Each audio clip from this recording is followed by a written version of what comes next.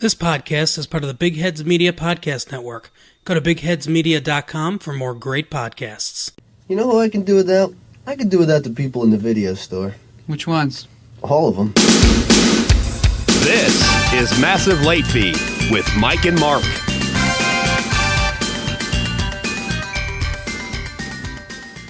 Well, hello everyone. Welcome back to Massive Late Fee. My name is Mark. With me as always is my co-host Mike. How you doing, Mike? Not too bad. How about yourself? Good. We've had a good week here at Massive Late Fee. This is our dumpster diving edition. You may have noticed that suddenly there are 2 episodes of Massive Late Fee airing every week, and that is because we are experimenting with a new format where we do the dumpster diving as the main centerpiece of one episode, and then we do our what we're watching as the main centerpiece of the other episode. Still both kind of related to streaming things, because most of the dumpster diving things are, well, pretty much all of them are things that we can find streaming wise. So, news for this episode.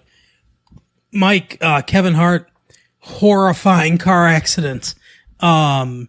Apparently he crashed through some gates in a 1970s, or I think it's a 1970, I can't remember now, but it's what, Challenger? Yeah, that's what it is. 1970 Challenger. And, pretty terrible accident. You see some of the pictures of the car after the accident, and it's pretty horrifying. Thank God it looks like he's going to be okay. Seems to be, from the story that I was reading, he's already walking, doing physical therapy, which is definitely a good sign. And it looks like he's gonna make a full recovery, but, you know, pretty scary stuff there. Oh yeah. Yeah, it's crazy, like how, like, if you think like 20 years ago, if you hear someone like breaking or injuring their back, they're like, oh, well, they're done. Yeah, exactly. Like, you never think about it, but like lately, like Matthew Stafford of the Lions, like played football with like a broken like parts of his back. You know? Mm-hmm. It's crazy to think that these days, like even that seems to be less of, you know, not as terrifying as it once was. Hopefully. Yeah, exactly. It is pretty amazing what they've been able to do with medical breakthroughs in the last few years. Oh no, I think people are just praying more.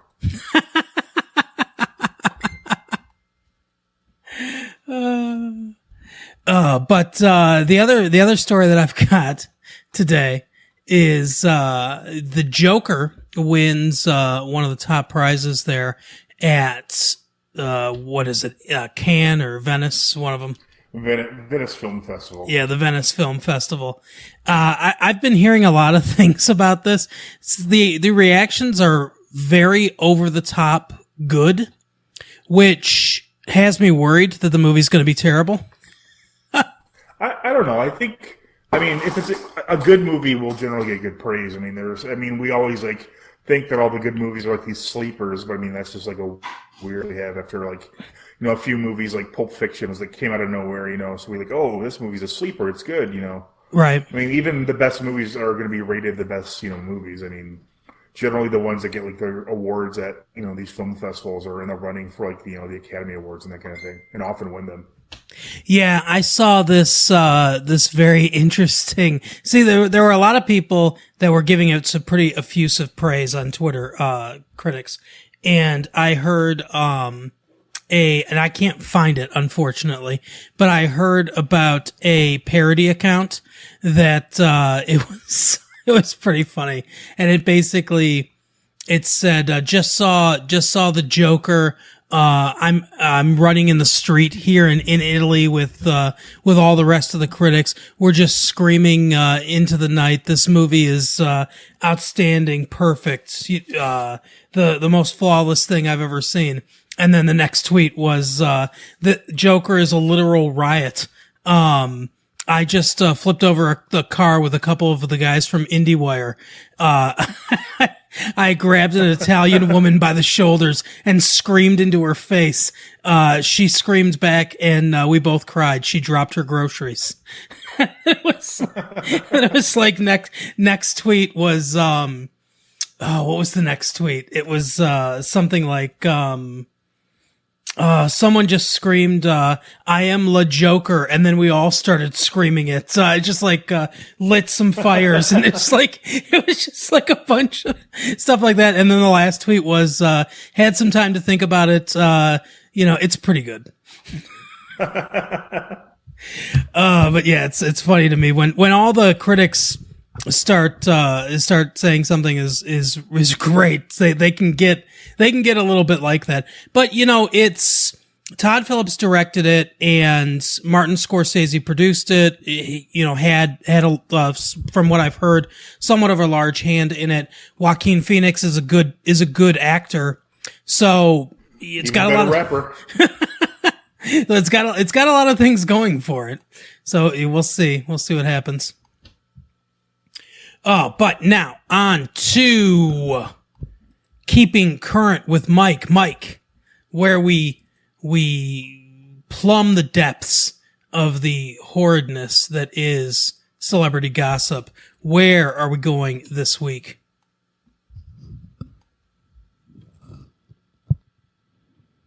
Well, I know we just visited, but we're going back to Bossip.com. All right, I love it. Yeah, it's my favorite, I think.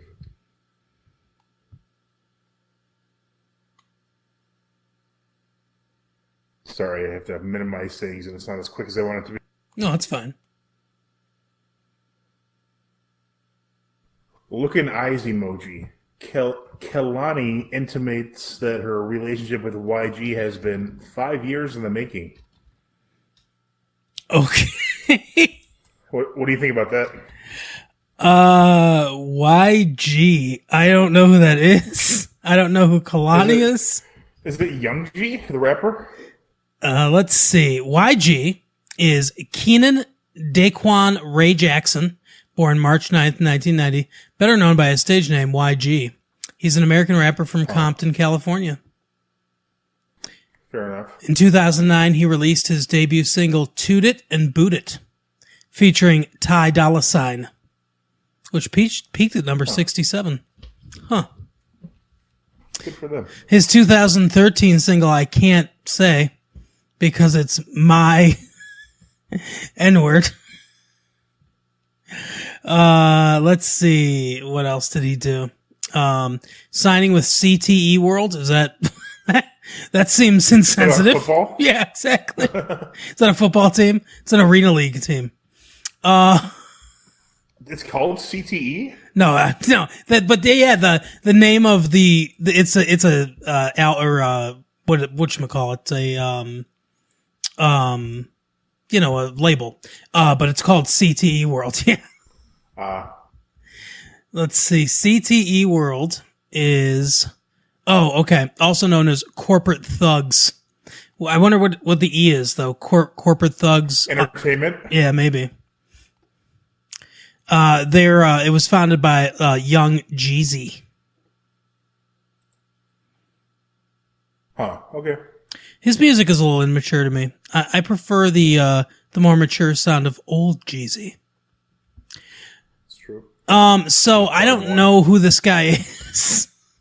And I don't know what's her name? Kalini? Kaldani, I thought maybe. I already scrolled the next article. All right. Well, let's say it's Kaldani. Yeah, I don't remember, but yeah, I guess this relationship. She said it was 5 years in the making, and people were like, "Okay, Kalani." I don't know what that means. She's 5 years younger than him. Were they waiting for when she could be legal? Could be. Kalani Ashley Paris is an American singer and songwriter, also from Oakland, California. So, whoa. Well, the Oakland and Compton are way far apart because you said he's from Compton, right? Oh yeah, sorry, no offense to Compton or Oakland. Sorry, yes, I mix those two up. Yes, they are not very close. Oakland is in the Bay Area, and Compton is near Los Angeles, so yeah, not near. They're both in California. Close enough. Yeah, exactly. You guys live in the same state. It was only a matter of time before you got together. 5 years' time, apparently. Huh. But yeah, so I guess good for them. I guess they're legal. I don't know. Yeah, I don't know. Our next story, all your fault. Twitter is, all caps, dragging Mr. Petty and blaming him for Nicki Minaj leaving the game. Okay, I think I know what this is. Okay, so dragging means they're making fun of him or whatever. Mr. Petty has to be Tom Petty, and Nicki Minaj is a singer. I've heard of some of her songs, and so I guess Tom Petty somehow made Nicki Minaj retire? I heard something about Nicki Minaj retiring. Yeah, I heard that part, but then I heard that it's not true or read it. I don't know who this Mr. Petty is. Tom Petty's dead, so it's obviously not him. Come on now. Just because he died 2 years ago doesn't mean... Maybe it's the memory of him. You know, the anniversary of his death's coming up October 2nd, and he was born October 20th. Yeah, it's weird. I think he died the same night of the Vegas shooting or right before it or something. Yeah, it was close, yeah. But yeah, drug overdose. I think so, yeah. So, anyway, Tom Petty is the memory of Tom Petty is too much for, I don't know. Maybe Mr. Petty is a slang term. Mr. Petty is just anyone that's being petty, apparently. Huh. I don't know. It looks like it's a meme. Mr. Petty. I don't understand. But, so who are they dragging? I don't get this. His name is Kenneth Petty. Oh, Kenneth Petty. He's a registered sex offender, by the way. Oh, okay. So, why doesn't he just make another Jeepers Creepers movie? Kenneth Petty. 5 things about Nicki Minaj's new man, Kenneth Petty. Oh no. So she's dating a registered sex offender. That's probably not good. It also says this Bossip needs to up their fucking grammar game. Okay. He also pleaded, instead of pled, he pleaded guilty to a shooting death. I feel that pled would work much better there. I agree. Plead is an irregular verb in the fact that its past tense is rarely formed with ed. So he killed somebody and he's a sex offender. Well, that's great. Don't you think Nicki Minaj could probably do better than that? Oh my God. He served time over a shooting death. He's got 12 mugshots. Well, that's good. He's from Queens, New York.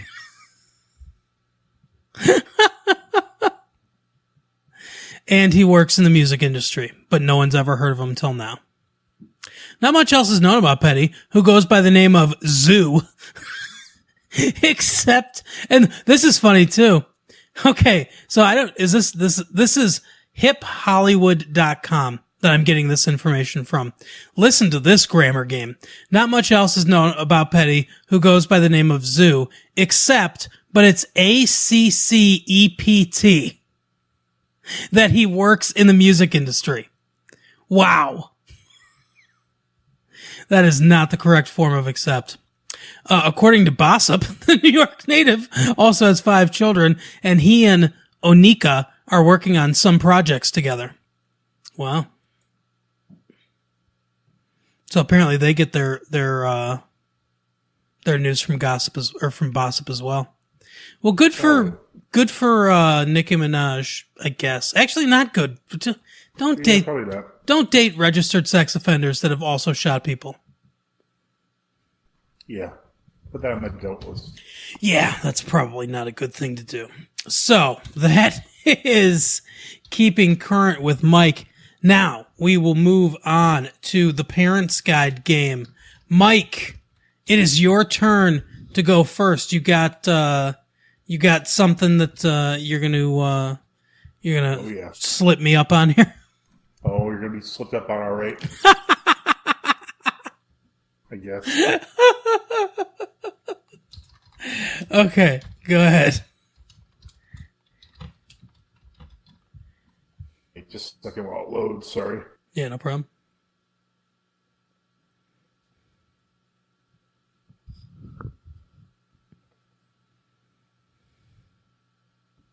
In one scene, a man entered a room and punches one of the characters in the face. No blood or anything explicit. Time Cop. No, but I do love that movie.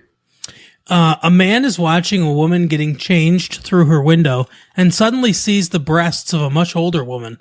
The breasts are obviously fake and shown for comedic value. There's something about Mary. Yes! First one. Wow. Yeah. Good job. Thank you. Let's see. In some scenes, two of the main characters are drinking wine. In another scene, one of those characters asks a waiter for some whiskey. In other scenes, we see a minibar. Well, let me give you a few clues. Okay. We see some flashback footage played for laughs as one of the characters recounts how various people tried to rob casinos in the past. Ocean's 11. During this, yep, Ocean's 11. All right. Oh, nice. Yeah, that's the original Ocean's 11. Well, the one with the Rat Pack I like, although it's probably objectively bad. And Oh, it is. And the remake is a pretty. The first one, the other ones I haven't seen, but the first one is a pretty decent movie. Yeah, I liked it. I saw Ocean's 8. I'll say that. With the one with Sandra Bullock, the one with the women, it wasn't very good. Oh. I saw that I had to review it for Michigan Sports and Entertainment. That's the only reason I saw it. And not because I hate women. I didn't see any of the other Ocean's movies either. So it's just, I'm not a big fan of those I read movies. the plot. I read the plot line for one of them, and it was ridiculous. Like what's her name? Julia Roberts, also appears in the movie as herself. Yeah. And her character pretends to be Julia Roberts. It makes no sense. Yeah, the whole thing is weird. So Julia Roberts exists in that world, and this woman just happens to look exactly like her. Yes. It's so weird. Oh, anyway, so now on to our main topic of the day, which is dumpster diving. Mike, I forced you to watch an episode of Boy Meets World. Wait, don't we have a commercial here or something? Yeah, let's play a commercial. Hi, it's Audra Jason, and Matt from Drinkopedia Podcast.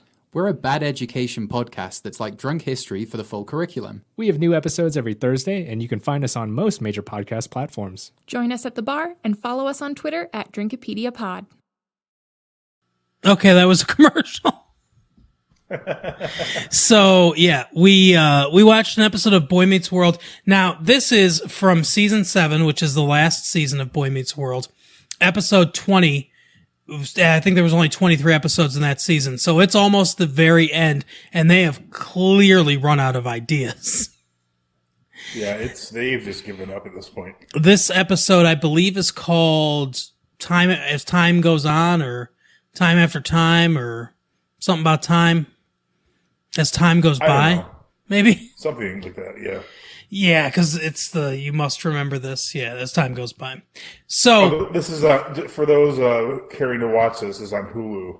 Yeah. If you want to watch this episode, it's like I said, it's season 7, episode 20 on Hulu. If you want, you can pause this right now, watch it, and then listen to us talk about it. So the episode begins with, Corey might as well be played by a puppet at this point because he is not he's not a real human at this point. He's like he's playing a 4-year-old character, but he's an adult man at this point. Exactly. He's sitting on the couch while Kapenga, his new wife, is studying for their college exam. and he's got a full bowl of popcorn that he's shoving into his face like a child, like my 5-year-old would shove food into her face, and just throwing popcorn all over the place as he's watching cartoons and laughing incredibly obnoxiously. He's like Robert De Niro in the movie Cape Fear, where he's like in the front of the movie theater, just like smoking and having like a ridiculous Yeah, exactly. That's exactly what it's like. But he's watching cartoons. And Topenga's a little pissed off because she says, you know, they have the same class, so they have the same exam that they're supposed to be preparing for. And she's working hard and he's not doing shit. And he basically says, look, baby, you need to relax and, you know, take a load off and watch cartoons. My wife the whole time was saying, it's giving me anxiety watching him. Like I'm getting pissed off just watching. Yeah, like test anxiety. Yep. But anyway, so she says, okay, she's going to relax. And the way she's going to relax is by cleaning the closet. I don't understand why these two people are together at all. I know they have tender moments here and there, but their personalities could not clash more. Well, I don't think he's with her for her personality. No, not at all. But anyway, so she goes into the closet and discovers a door to Narnia back there. Which is basically what it looks like, and then says, hey, you know that those time dilation, whatever things? Yeah, she's like, oh, you know those wormholes we've been talking about in physics? I think I see one. Yeah. It's the most ridiculous dialogue. I think it's supposed to be funny, but even the audience didn't laugh. I don't get it. But she decides to lean in a little bit, and she falls in. She's transported to Casablanca, basically, in the 1930s or 1940s, and Eric is playing a detective. Well, I should say before this, the entire episode begins with him narrating over her dead body, saying he's got to figure out who killed her. I think this was a part in the series where they would pretty heavily lean on Eric as like a sense of comic relief, and he was just never funny, I felt. Yeah. Like, even when I was, like, you know, at the age, like, when it first came out, whatever age I was like, oh, God, this is hilarious. It was like, I don't know why, I never really understood why I watched Boy Meets World. Yeah, I didn't watch it much. I watched a little bit of it in the beginning, but then I didn't really follow through with it. I think I watched it mostly for Kapenga, to be honest with you. Yeah, well, you know, I don't know if they did this just to get her into 1940s, you know, hair and makeup and attire, because she really does look good in it. But that's my only assumption, is that they did it for that reason. But anyway, so she finds herself in a place called Rory's Shangri-La, which is a place where everybody is just, they're all easy come, easy go, very easygoing people. And all the people that are there are the people from the series. So like the dad, Feeney, what's his name? Besides Eric, Sean's there. Yeah, Sean. Behind the bar. He doesn't get much play in this episode. But they're all there, basically. And everyone's has a good time. Everyone's, having a great time and everything. She can't remember who she is or where she came from. So she decides that she's going to take a job as a waitress, but she also, wants to figure out who she is. So she goes to Eric and hires him as a detective to figure out who she is. There's not a lot goes on in this episode, honestly. I could finish the plot in like 2 seconds. I find myself wanting to turn it off. I'm like, oh yeah, I have to watch this for this episode. Like, if I come across it, it was just like really like bland.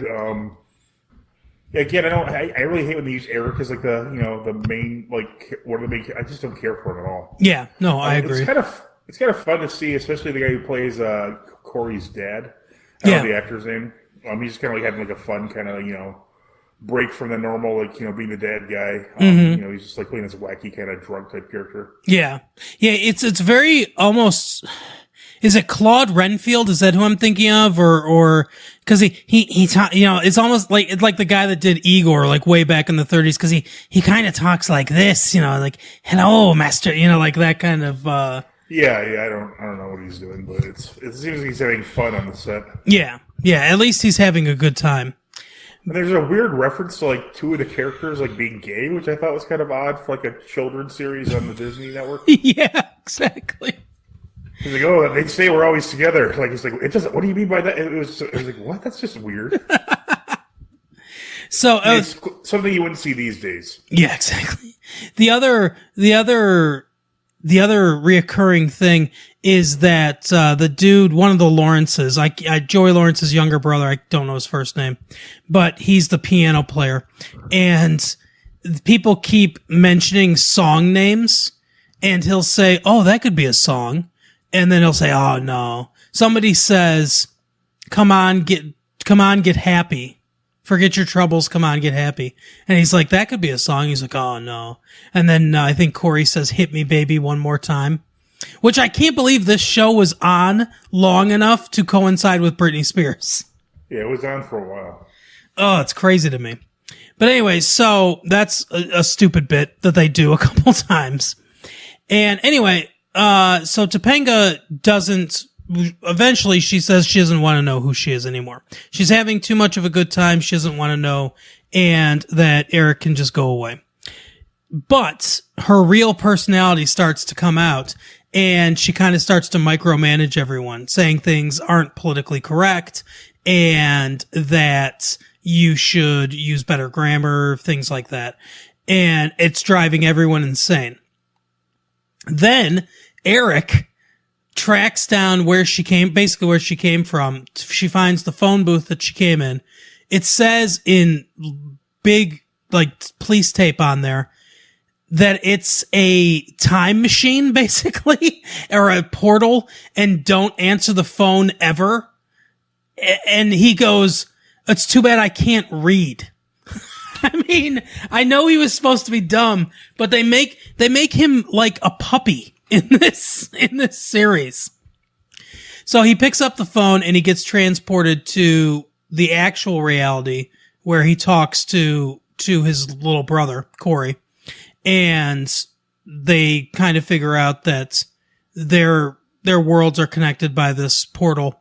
So Corey goes back with him. They find out that Topanga's dead, and Corey figures out that it was Rory, his evil counterpart in the thing that did it, and that then Topanga wakes up and says, "You know what, Corey, you're right. Let's blow off a little steam and watch some fucking cartoons."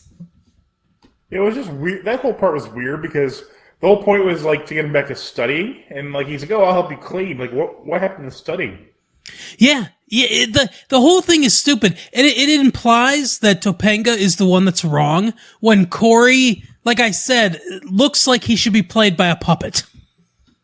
He couldn't look like more of an idiot when he's just jamming popcorn into his face. Exactly. So I don't understand how she's wrong. She should be studying for her test. I mean, I guess if anything, you could say, yeah, maybe Topanga needs to relax a little bit and Corey needs to take things a little more seriously, and they should meet someplace in the middle, and, that's why they're good for each other and blah, blah, blah. But that's not what happened. What happened is that Topanga had this dream, and then Topanga said, "You know what? I am wound too tightly. I'm going to sit on a bunch of popcorn and watch cartoons with my husband." I thought they were going to, go to the other room and fuck or something, but I guess they're just watching cartoons. Yeah, I know. I was hoping, but that's not what happened. You mean making whoopee? Right.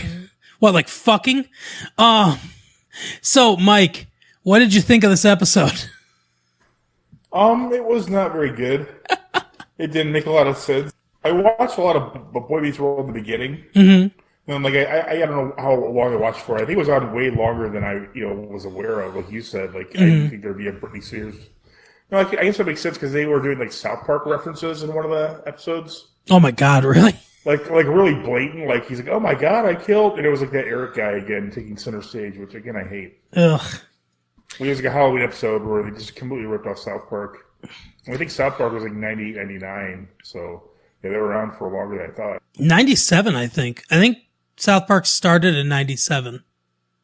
Oh, they may have. I think I remember in high school people talking about it. But yeah, so there are some episodes of this show that I like. I like William Daniels a lot, who played Mr. Feeney. I liked him better on St. Elsewhere. Yeah, exactly. He did play Kit on Knight Rider. But yeah, I like him a lot. And, you know, there were some episodes of the show that I think are pretty good. I went and looked up the worst episode, what was consensus the worst episode of the show. And it was a tie between this one and another episode. So I just figured this one I didn't remember this episode at all, either one of them actually. And this one just sounded more bonkers and shittier. So I decided that we'd do this one. And it turned out that I was right. It was pretty bad. Do you know if Alf is on any streaming services? Ooh, that's a good question. I believe that it is, because back when I used to do the YouTube channel and I did dumpster diving, I did Alf for one of the episodes. So I'm pretty sure that Alf is on something. But yeah, I'd love to do an episode of Alf. We should watch the last episode of Alf. Because I heard it was like a cliffhanger, but they just canceled it. Oh yeah, I've seen the last episode. And so it gets to like the last episode, like he gets like, you know, captured by the government. Yeah, well, it looks like he's going to be, yeah. I mean, he's in a field and they're surrounding him and closing in on him. I think they did a movie, like a made-for-TV movie, years later that sort of resolved it, but I can't remember. Huh. Oh, yeah. well. So yeah, that just sounds like maybe next time. I don't know. Yeah, we'll take a look. But that's our episode for the week, for dumpster diving anyway. So check out our regular episode, which will appear a day before you get to hear this. And then, I don't know, check out other stuff we do. And go to YouTube, go to whatever. Go to, I don't care where you go. Just put in massive late fee into your computer and just do everything that it tells you to do.